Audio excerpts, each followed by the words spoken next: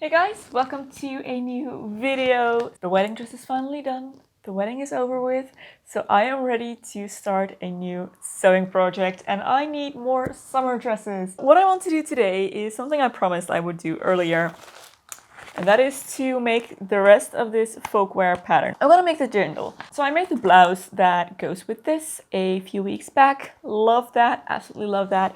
And now I want to make the dress. As I mentioned in that video, dirndl style dresses are one of my favorites. They are super flattering and I think this will be perfect to wear in the upcoming summer months. So the fabric I have for that is this gorgeous muted sky blue, I would say, linen that I think is going to be perfect. I love wearing linen in summer. I am honestly on a little bit of a mission to transform my entire wardrobe into linen. I have cut out my pattern pieces already and I'm really excited. So let's get started straight away, I think. Time to transfer my pattern pieces onto the fabric. I'm going to be making this view right here with a slightly higher neckline, but I'm going to leave out the apron. And I'm going to do the longer length as well.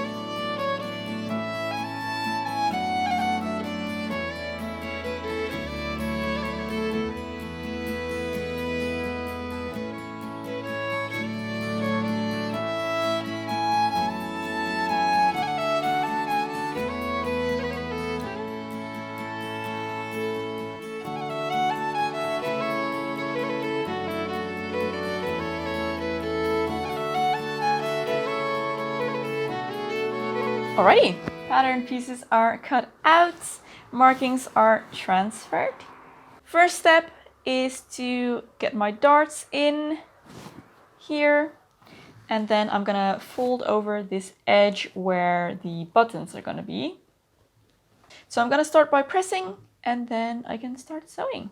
This video is kindly sponsored by Skillshare and I'm really happy to have them back on this channel. I love working with Skillshare because I absolutely adore their platform. I have learned so much from Skillshare courses already, and actually when I started to learn how to sew, Skillshare was one of the first places I went to learn how to do it. In case you're unfamiliar with them, Skillshare is an online learning community that offers thousands of inspiring classes on all different kinds of topics in creative fields, business, personal development. They have illustration, writing, photography, filmmaking, but also productivity, marketing strategies, interior design, just so many different topics. There is something there for everyone. So if there's any new skill that you would like to develop or an old skill that you would like to rekindle an interest in or maybe learn a little bit more about, Skillshare is definitely the place to go. You can also connect with your fellow creatives or with the people who teach the courses through the platform. Share the projects that you're working on, give feedback to others. So the course that I most recently followed is called Copywriting for Beginners, How to Write Web Copy That Sells Without Being Cheesy. It is given by Jesse Forrest, and this was an incredibly useful course. I personally feel like I make decent enough content, but I am so bad at getting people to actually look at it. So this is for sure something I can use a lot of help with, and this course was very, very insightful. Learned a lot from that. Before this, I followed different courses on embroidery. I followed some productivity courses that I really enjoyed.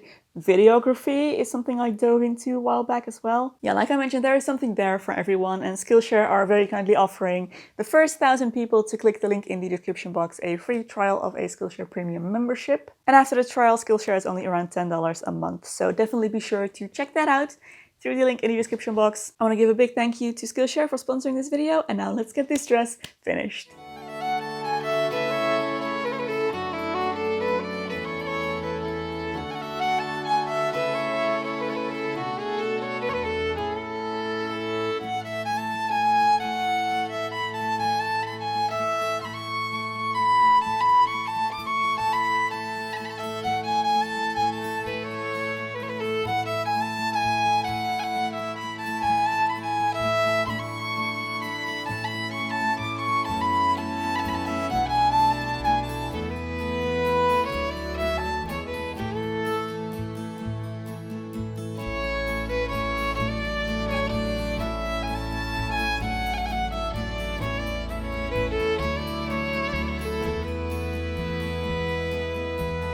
darts are in.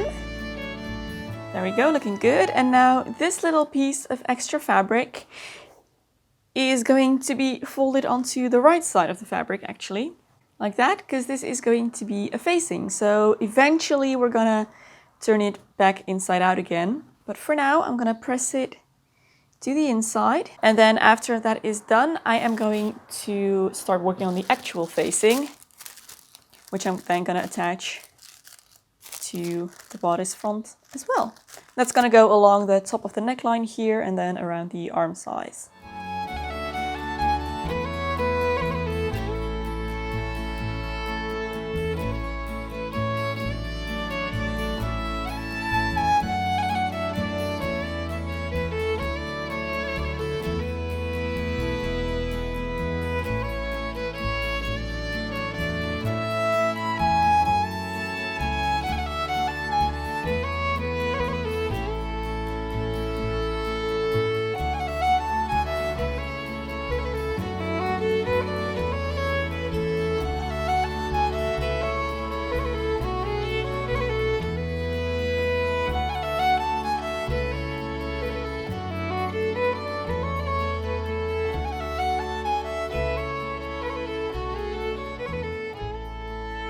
Alrighty, I have attached the facing to the back as well.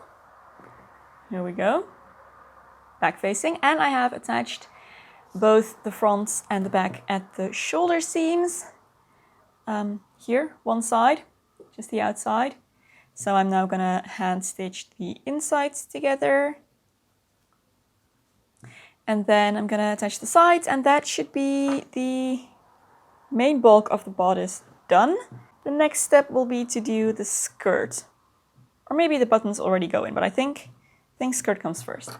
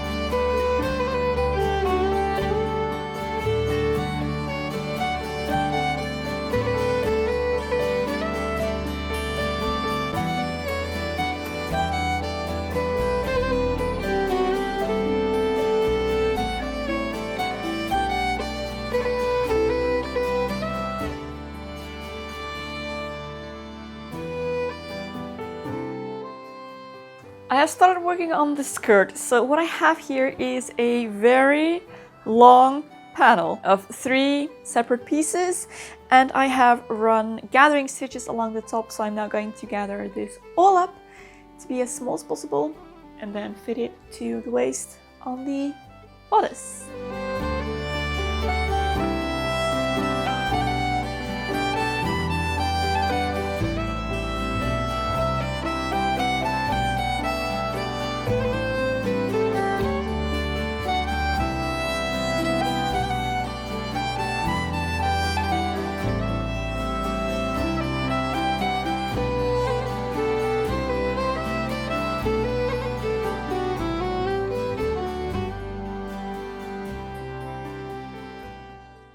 The skirt is attached and it's looking really good. I'm very happy with where this is going.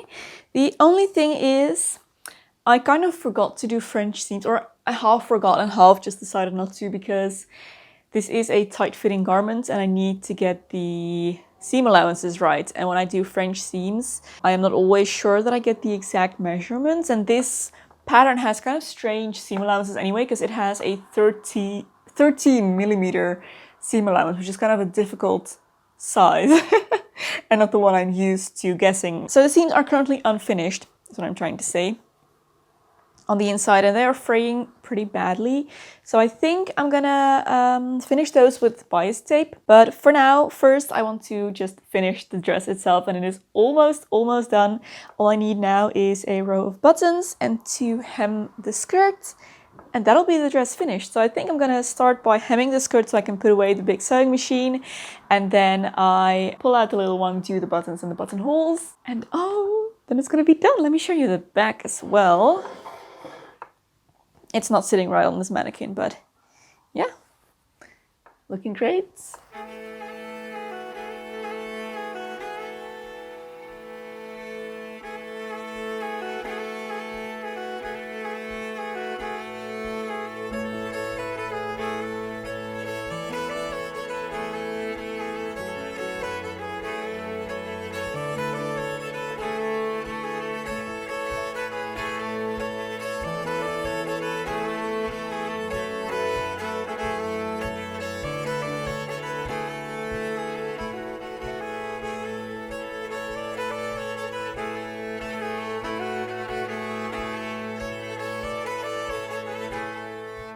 Buttons look good. The only thing is I seem to have a little bit too much room under the armpits here at the back, but that should be an easy enough fix. I think that's just one seam on either side. So I think I'm just quickly gonna fix that, and that should be the dress finished.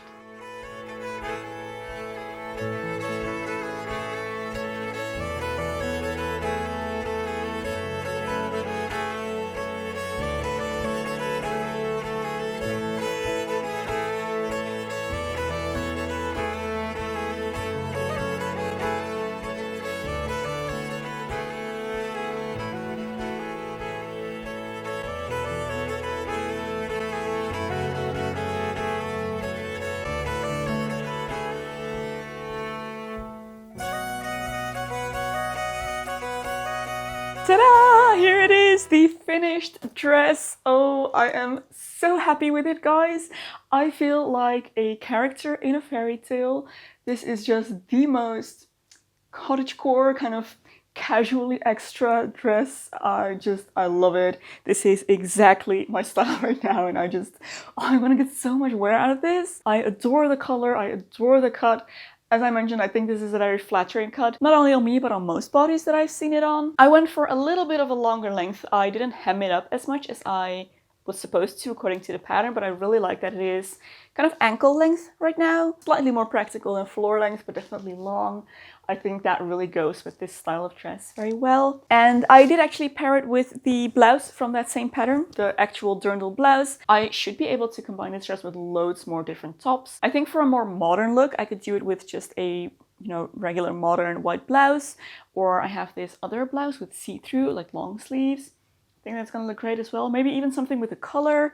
I could do aprons on top or pinafores over this. And hats. Oh guys, imagine this with a straw hat. I can feel so many photo shoot ideas coming up. No, I absolutely adore it. I also really love the back here with the V. I think that's a really fun and interesting way to finish the back rather than just making a straight line as I usually do. And for the buttons, I was originally planning to do coconut buttons, which is kind of my go-to, and I think that would have looked really cute, but I had these on hand and I don't currently have coconut buttons at home, and I actually really like how this turned out with the brown.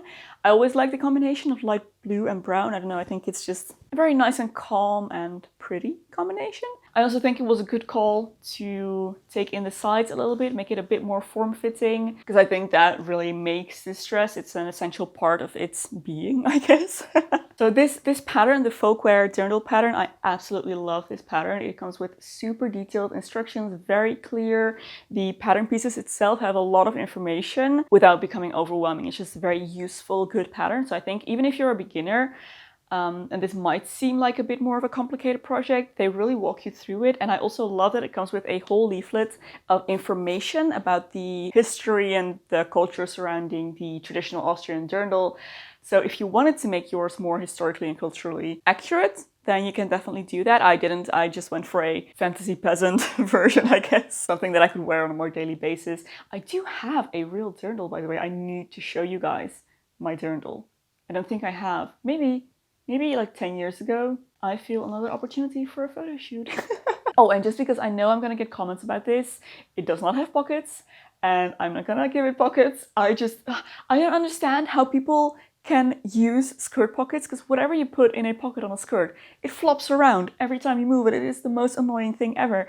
Even skirts that have pockets, I never use the pockets. I just put my stuff in a bag, because I cannot stand that feeling of like asymmetrical weight on one side and then the thing just flopping around and it affects how the skirt moves. And I do not like pockets in my skirts and dresses. I feel like this is an unpopular opinion, disliking pockets in skirts. Let me know what you think. Do you want pockets in your skirts and dresses or not, and why? So I think I'm gonna end the video here, guys. I have some really fun sewing projects lined up for summer, including one thing that I have never attempted, something even close to. I'm really kind of nervous, but excited about that. But if you enjoyed this video, don't forget to give a thumbs up and subscribe to my channel for lots more sewing, beauty, fashion, and lifestyle content. I want to give another massive thank you to Skillshare for sponsoring this video. Don't forget to check them out in the link in the description box. There is another video there that I think you might also enjoy. You can go watch next. Thank you so much for watching once again, and I will see you very soon in my next video. Bye!